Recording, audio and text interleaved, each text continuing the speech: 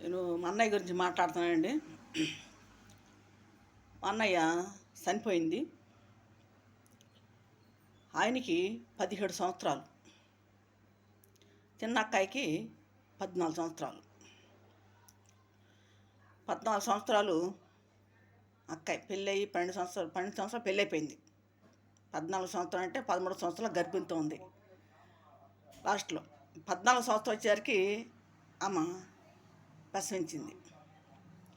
ఇంటికాడే ఇంటికాడే అటు అన్నయ్య కబురు సావు కబురు వచ్చింది.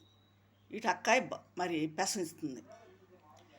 నేను 12 సంవత్సరాలు, మా తమ్ముడికి 9 సంవత్సరాలు. పెద్ద అక్కాయి మ్యారేజ్ అయిపోయి అత్తగారింటికి ఉంటుంది. ఇంకో పెద్ద అన్నయ్య చనిపోయి ఉన్నాడు. ఆయన 17 సంవత్సరాల అబ్బాయి అన్న ఆయన తర్వాత మేము ముగ్గురు, మళ్ళీ చిన్న అక్కాయి, నేను, తమ్ముడు. అది ఇప్పుడు ఎందుకు మాట్లాడుతానంటే, నేను మా అమ్మగారు అంత కుంగిపోయింది.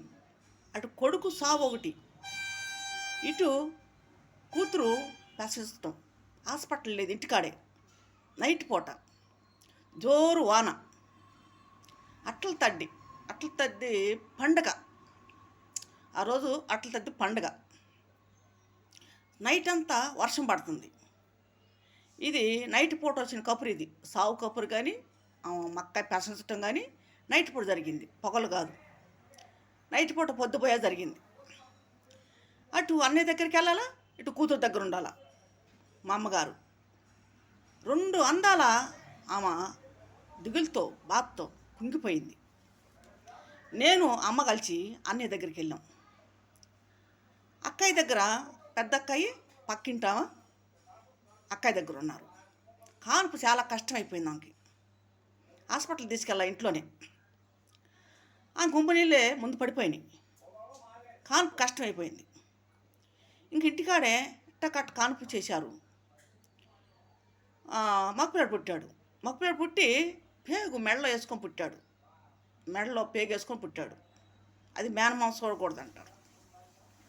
అక్కడ సావు కబురు కాడ మేమున్నాం. అన్నయ్య దగ్గర మేమున్నాం. అన్నయ్య దగ్గర నేను, అమ్మన్నాం.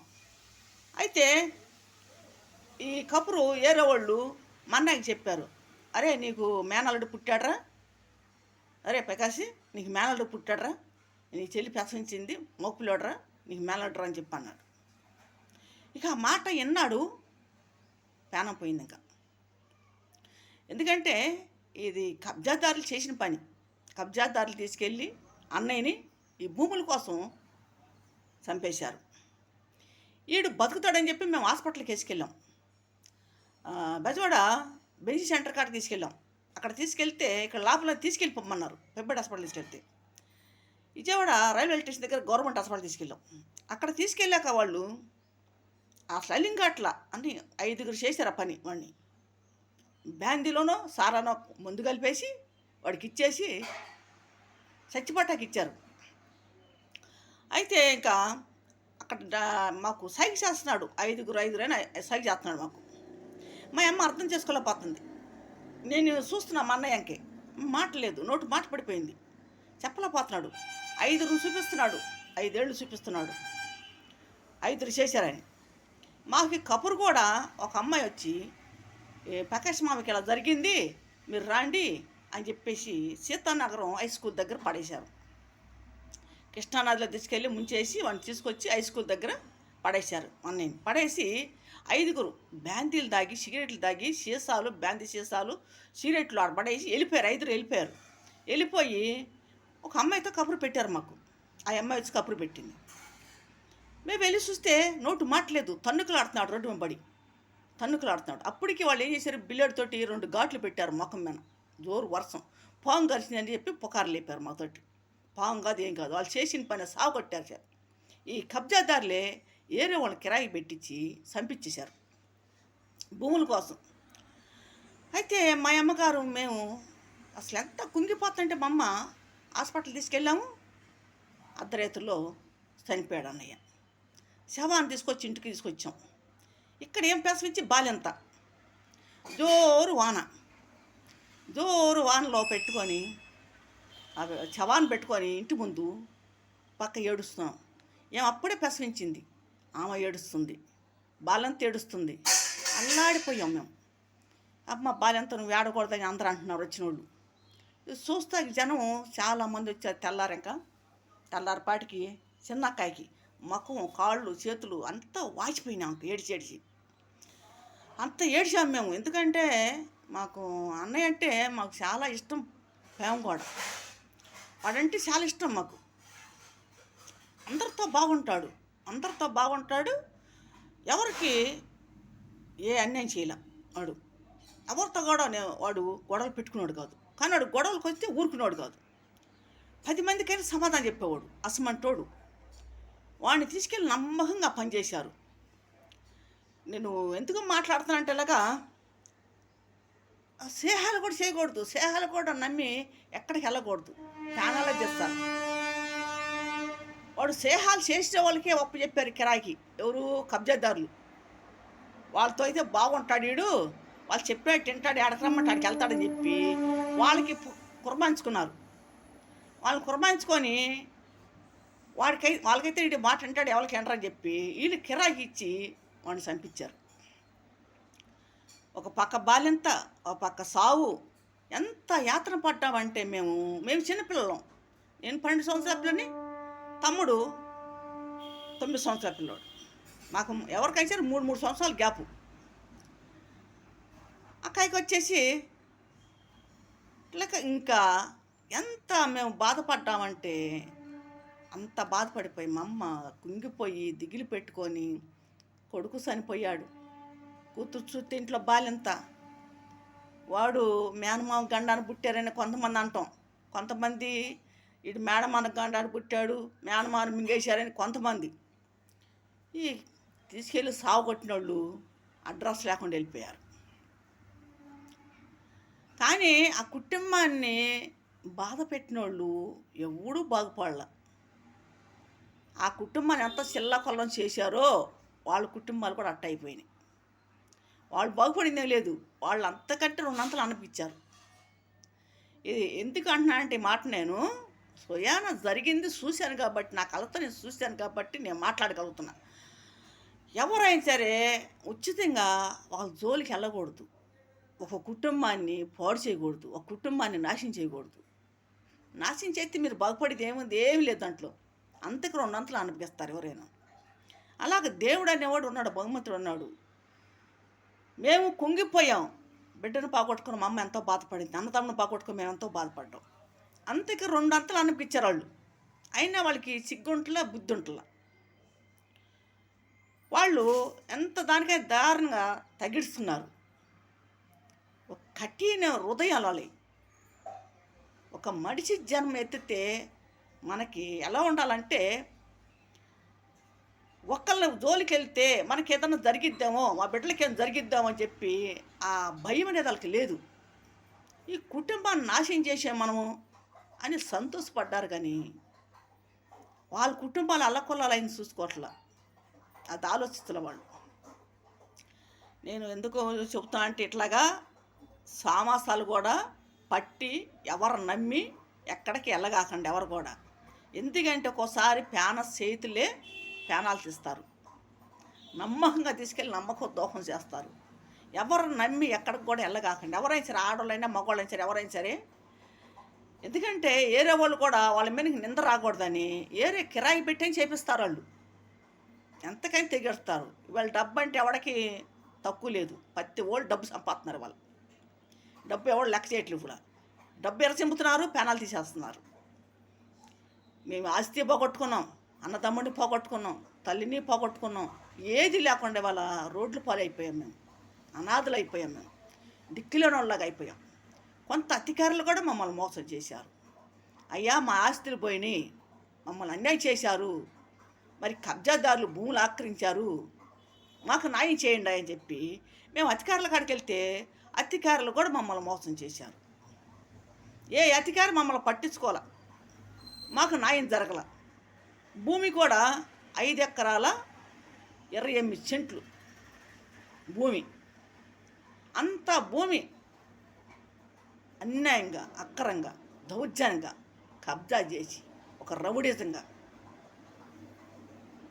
ఆ భూమిని ఆక్రమించుకొని ప్యాట్లు వేసుకొని అమ్ముకొని సొమ్ము చేసుకున్నారు వాళ్ళు కబ్జాదారులు. వాళ్ళతో ఎంఆర్ఓ వాళ్ళు కూడా కుమ్మక్కైపోయారు. కుమ్మక్కైపోయి మాకు ఎటు న్యాయం జరగకుండా అయిపోయింది. మేము ఎంత కోల్పోయామంటే ఇంట్లో అన్నదమ్ముడు పోగొట్టుకున్నాం, తల్లిని పోగొట్టుకున్నాం, ఆస్తి పోయింది, ఇల్లు వాకిలు లేకుండా అద్దెలకు బతుకుతున్నాం. మేము అంత ఆస్తి పోగొట్టుకొని మేము అద్దెలకు బతుకుతున్నాం. మమ్మల్ని ఒంటరి వాళ్ళు చేసి అక్కడ వాళ్ళు ఇష్టం వచ్చేట్టు చేశారు. ఒక రౌడీగా గోండాలను పెట్టుకొని, ఒక రౌడీజంగా రేత్రిపూట ఇళ్ళ మీదకి రావటం, దౌర్జన్యం చేయటం, బరిసెలు ఎత్తి రావటం, గొడ్డలు ఎత్తుకురావటం, మా అమ్మాయిని ఎగబడతాం, నిద్రపోనిచ్చేవాళ్ళు కాదు, తిండి తినిచ్చేవాళ్ళు కాదు మమ్మల్ని. అలాగా నానా తిప్పలు పెట్టారు మమ్మల్ని. ఎంత అల్లాడిచ్చారంటే అంత బాధ పెట్టారు. ఇవాళ వాళ్ళు అనిపిస్తున్నారు. తప్పదు, ఎవడ చేసిన కర్మ వాడు అనిపించాలి. ఎందుకంటే ఉచితంగా ఒకళ్ళ మేము పోయి ఒకళ్ళని అన్యాయంగా చేస్తే వాళ్ళ కర్మలు అనిపిస్తాలి, అంతే, తప్పదు. దేవుడని వాడు ఉన్నాడు. ఒకడిని నాశనం చేయాలనుకుంటే వాళ్ళే నాశనం అయిపోతారు. ఎప్పటికైనా ఇరుగు పొరుగు బాగుండాలి, అందరూ బాగుండాలని చెప్పి కోరుకోవాలి.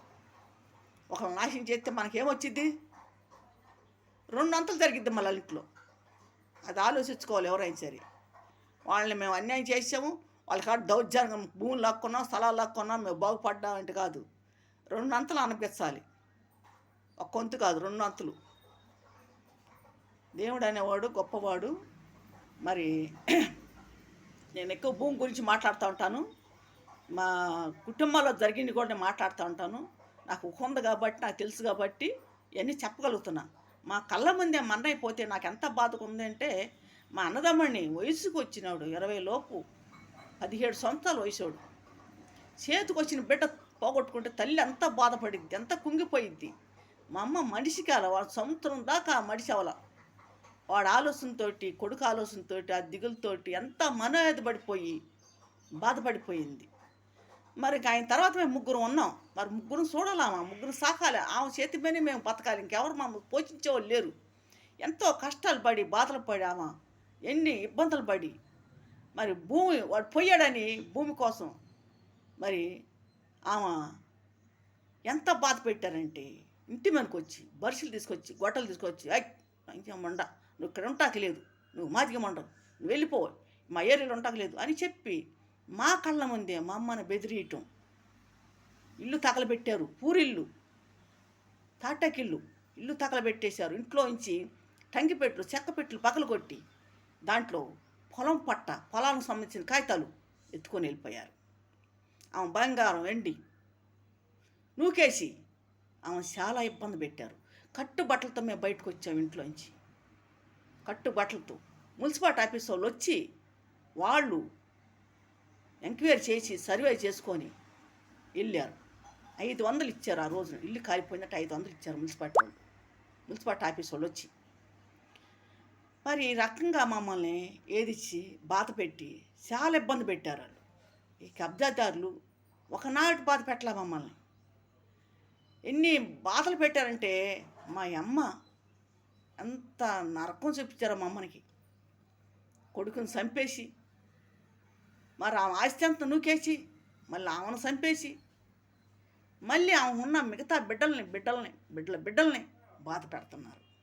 ఇప్పుడు కూడా 2025 ఇప్పుడు కూడా బాధ పెడుతున్నారు మమ్మల్ని. ఇప్పుడు కూడా మమ్మల్ని వాళ్ళ బంధువులు మమ్మల్ని వదలట్లా. ఎక్కడ పడితే అక్కడ మా మీద దాడి చేయటం, మా మీదకి రావటం, ఎక్కడ పడితే అక్కడ మమ్మల్ని బూతులు తిడతాం, రోడ్ల మీద ఏడ పడితే ఆడ. ఈ రకంగా మమ్మల్ని చాలా హింసించేస్తున్నారు, చాలా బాధ పెడుతున్నారు. కానీ అధికారుల కాడ మేము వెళ్తున్నాం, అధికారులు పట్టించుకోవట్లా. ఎంఆర్ఓ కాడికి వెళ్తున్నాం, ఎంఆర్ఓ పట్టించుకోవట్లా. మరి పోలీస్ స్టేషన్కి వెళ్తున్నాం, పోలీస్ స్టేషన్లో పట్టించుకోవట్లా. మరి ముఖ్యమంత్రుల కాడికి వెళ్తున్నాం, మరి వాళ్ళ కాడి నుంచి కూడా వేసి సమాధానం మాకు రావట్లా. ఎన్ని కాగితాలు రాసి పెడుతున్నావో, ఎన్ని అర్జీలు పెడుతున్నావో, ఎన్ని అప్లికేషన్లు పెడుతున్నావో, ఒక్క దానికి తిరిగి మాకు సమాధానం అనేది ఉంటుంది. ఈ ఎంఆర్ఓ వాళ్ళు అమ్ముడిపోయి ఆన్లైన్లో మా పేర్లు తప్పించి కబ్జాదారుల పేర్లు ఎక్కిచ్చారు. అలా చేయిస్తండి. అసలు అధికారులు ఏం చేయాలండి? న్యాయం చేయాలి. నోర్లు కొడుతున్నారండి, బేదోళ్ళు నోర్లు కట్టి ఉన్నోడికి మళ్ళీ రాసేయటం, రికార్డుల్లో పేర్లు మార్చేయటం, అడంగల్లో పేర్లు మార్చేయటం, ఆన్లైన్లో పేర్లు మార్చేయటం. ఈ రకంగా ఎంఆర్ఓ వాళ్ళు చేస్తున్నారు. ఈ రకంగా మమ్మల్ని బాధ పెడుతున్నారు. ఈఆర్ఓ, ఎంఆర్ఓ, ఆర్య మమ్మల్ని ఎంత హింసిస్తున్నారంటే అంత బాధ పెడుతున్నారు మమ్మల్ని. మా ఇళ్ళ కాడకు రావటం, మమ్మల్ని బెదిరియటం, మా ఫోటోలు తీసుకోవటం, వీడియోలు తీసుకోవటం, వెళ్ళటం, సంతకాలు చేయమని బెదిరియటం, మళ్ళీ ఎంఆర్ ఆఫీస్కి పిలిపియటం, మమ్మల్ని కూర్చోబెడతాం 8 గంటలు 7 గంటలు అట్ట మమ్మల్ని కూర్చోబెట్టి మమ్మల్ని చాలా హింసించేస్తున్నారు. ఇదిగో ఇస్తున్నామంటారు, తర్వాత మీకేమీ లేదంటారు. రికార్డులు లేవంటారు, రికార్డు పోయింది అంటారు, రికార్డు చెదురు పట్టింది అంటారు. రికార్డులు ఏడపోతాయండి? చెదురు పర్సెంట్ వీళ్ళు ఏం చేస్తున్నారండి? నిద్రపోతున్నారా కదండి? డ్యూటీలకు వచ్చి నిద్రపోతున్నారా? రికార్డులు చూసుకోరా? రికార్డులు ఎట్లా చెదురు పట్టిపోతాయి? రికార్డులు ఆడకపోతే ఆడమంటే రికార్డులు ఆడపోతాయండి. 100 సంవత్సరాలైనా 150 సంవత్సరాలు సరే రికార్డు అక్కడే ఉంటుంది. రికార్డు ఆడే ఉంటుంది, అడంగలు ఆడే ఉంటుంది, ఆడకపోతాయి, ఆడకపోవు. కాకపోతే అమ్మారావులు మారుతూ ఉంటారు, ఈఆర్ఓ ఆర్ఐ మారుతూ ఉంటారు, వేరే ఊళ్ళకి ట్రాన్స్ఫర్ చేసుకుంటూ ఉంటారు. ఇక్కడ లంచాలు తింటాం, ఇంకోసాటికి వెళ్తాం, అక్కడ లంచాలు తింటాం, ఇంకోసాటికి వెళ్తాం. ఇది వాళ్ళ పద్ధతి. ఈ అధికారులు అనేది కరెక్ట్గా ఉంటే ప్రజలకు అన్యాయం జరగదండి, ప్రజలకు న్యాయం జరిగింది. అప్పుడు వీళ్ళు కరెక్ట్గా ఉంటలా. ఇప్పుడు MRO, ERO, RI, municipality commissioner, మరి ఎస్ఏ కానీ సిఏ కానీ వీళ్ళు కరెక్ట్గా ఉంటే ప్రజలకు అన్యాయం జరగదండి, న్యాయం జరిగిద్ది. అప్పుడు వీళ్ళు కరెక్ట్గా లేకనే ప్రజల్ని హింసించేస్తున్నారు, బాధ పెడుతున్నారు. ఎక్కడ న్యాయం జరగట్లా. మున్సిపాలిటీ ఆఫీస్కి వెళ్తున్నా న్యాయం జరగట్లా, పోలీస్ స్టేషన్కి వెళ్ళినా న్యాయం జరగట్లా, ఎంఆర్ ఆఫీస్కి వెళ్ళినా న్యాయం జరగట్లా. ఈ రకంగా జరుగుతుంది. వీళ్ళు ఈ రకంగా చేస్తానని చెప్పి పై వాళ్ళు దాకా వెళ్తుంటే మరి పై వాళ్ళు కూడా ఏం చేస్తారో నాకు అర్థం కావట్లా.